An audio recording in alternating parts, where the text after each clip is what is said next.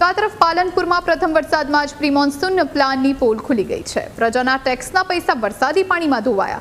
કરોડો રૂપિયાના ખર્ચે કરવામાં આવેલી પ્રી મોન્સૂનની કામગીરી માત્ર કાગળ પર થઈ હોય એવા દ્રશ્યો દેખાયા। પાલનપુરમાં નવા બનેલા રસ્તા પહેલા જ વરસાદમાં ધોવાઈ ગયા।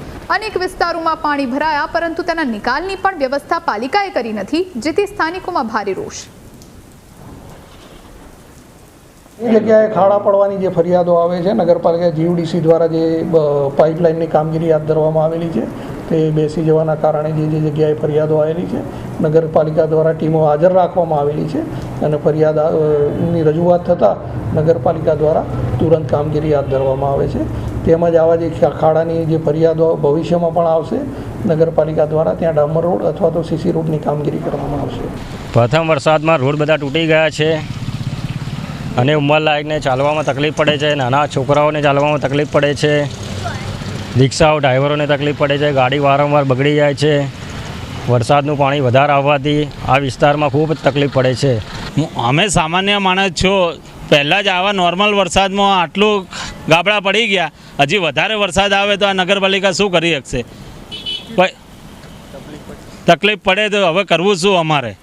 બનાસકાંઠાના મુખ્ય મથક પાલનપુરમાં એક નજીવા વરસાદમાં જ ઠેર ઠેર ખાડા પડી ગયા છે ને જ્યાં જુઓ ત્યાં પાણી ભરાવના બનાવો સામે આવ્યા છે। એટલે કહી શકાય કે આપને જે રીતે હું દ્રશ્ય બતાવીશ કે પાલનપુરનો આ જે પાલનપુરથી અંબાજીને જોડતો પોલિટેકનિકલ નજીકનો જે આ માર્ગ છે ને, માર્ગ ઉપર અત્યારે ઘૂંટણસમાં જે પાણી છે તે ભરાઈ ગયા છે। એટલે કહી શકાય કે નગરપાલિકા જે મસ્ત મોટી વાતો કરતી હોય છે કે પ્રી મોન્સૂનની કામગીરી માટે સરકાર જે કરોડો રૂપિયાની ગ્રાન્ટો આપે છે, પરંતુ જે ગ્રાન્ટો છે માત્ર અત્યારે તો કાગળ ઉપર હોય એવું લાગી રહ્યું છે। આપ જે રીતે દ્રશ્ય જોઈ શકો છો કે પાલનપુરમાં ગઈકાલે માત્ર 1.5 થી 2 ઇંચ વરસાદ હતો ને નજીવા વરસાદમાં જ પાલનપુરમાં ઘૂંટણસમાં અત્યારે તો પાણી ભરાયેલા છે। એટલે કહી શકાય કે અહીંથી જે પ્રસાર થતા વાહન ચાલકો અત્યારે તો મુશ્કેલીમાં મુકાયા છે। નજીકમાં જ સ્કૂલો આવેલી છે, કોલેજ આવેલી છે, એટલે કહી શકાય કે અહીંથી વિદ્યાર્થીઓ પણ ચાલતા હોય છે, વિદ્યાર્થીઓને પણ તકલીફ પડતી હોય છે। નજીવા વરસાદમાં જ પાલનપુરમાં ઠેર ઠેર જગ્યાએ જે રીતે ખાડા પડી ગયા છે ને પાણી ભરાયેલા જોવા મળી રહ્યા છે, એટલે અત્યારે તો નગરપાલિકાની ઘોર જે બેદરકારી છે તે સામે આવી છે ને પ્રી મોન્સૂનની કામગીરી ઉપર જે અત્યારે સવાલો ઉઠી રહ્યા છે।